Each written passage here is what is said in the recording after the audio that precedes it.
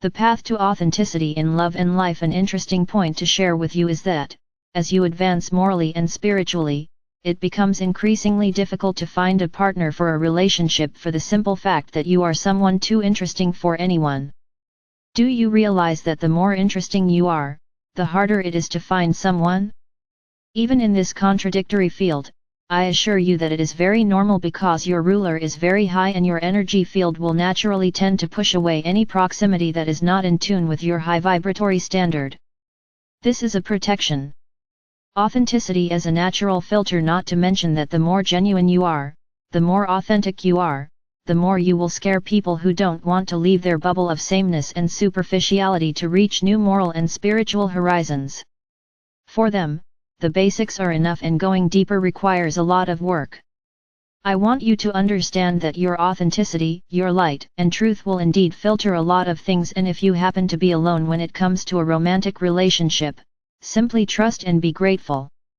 And if you have to have someone come to be with you who is totally aligned with your soul, don't look for someone to fill the gap of neediness, because that will be disastrous.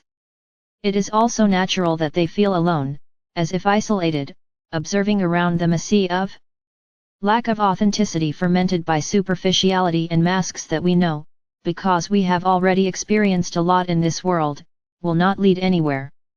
The commitment to one's own truth. Don't put on a mask to fit into someone else's world. Always be yourself, with your light and truth. Give yourself the chance to love and embrace yourself, cultivating a beautiful, fragrant garden within yourself. Don't enter into superficial, shallow relationships. You are beings who came to live the deep truth of your souls and not to live on crumbs. Don't admit it. Don't be afraid of loneliness. It's better to be in your own company than to be with someone else out of convenience or need.